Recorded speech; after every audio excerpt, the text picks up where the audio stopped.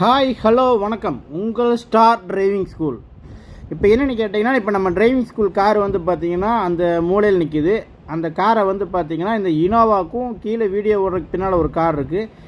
இது ரெண்டுக்கும் இடையில கொண்டாந்து பார்க் பண்ணிவிட்டு வண்டி எந்த பொசிஷனில் இருந்ததோ அதுக்கு நேர் ஆப்போசிட் பொசிஷனில் போய் அவங்க நிறுத்த போகிறாங்க.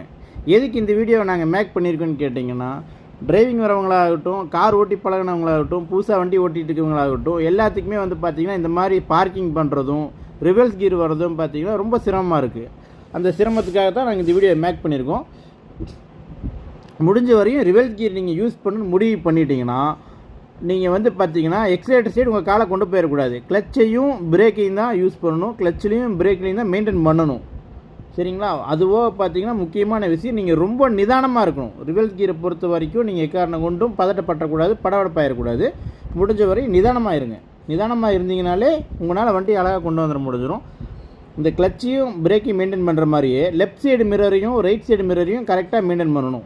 சரிங்களா? எக்காரணம் கொண்டும் எட்டி பார்க்கலாம், தலையை வெளியே விடலாம் அப்படின்லாம் ரிஸ்க் எடுக்காதீங்க. முடிஞ்ச வரையும் லெஃப்ட் மிரர் ரைட் மிரரை பார்த்து உங்களால் எவ்வளோ நிதானமாக இருக்க முடியும் அவ்வளோ நிதானமாக நீங்கள் ரிவர்ஸ் வந்தீங்கன்னா மட்டும்தான் வண்டி உங்களால் பார்க் பண்ண முடியும். வண்டி எப்படி நிதானமாக வருதுன்னு பாருங்கள்.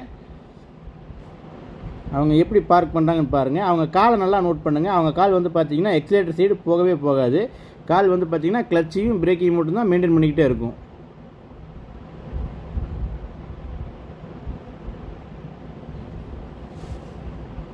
வண்டி ரிவர்ஸ் வருது பாருங்கள்.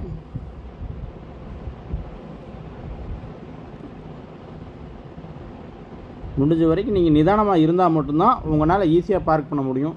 ஏன்னா ரோடு இப்படி தான் இருக்குது. நம்ம அங்கேருந்து வந்து நம்ம வண்டியை ஃப்ரண்ட்லேயே பார்க் பண்ணிக்கலாமே நீங்கள் கேட்கலாம்.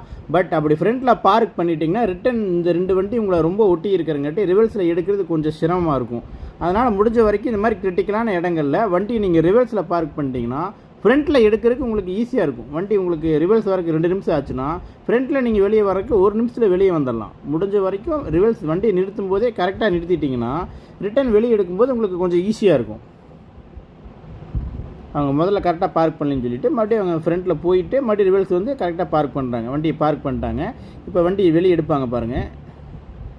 அவங்க உள்ளே வரதுக்கு பார்த்திங்கன்னா கரெக்டாக 2.5 நிமிஷம் ஆகிருக்கு. இப்போ வெளியே போகும்போது பார்த்திங்கன்னா 1 நிமிஷத்தில் வெளியே போயிடுவாங்க.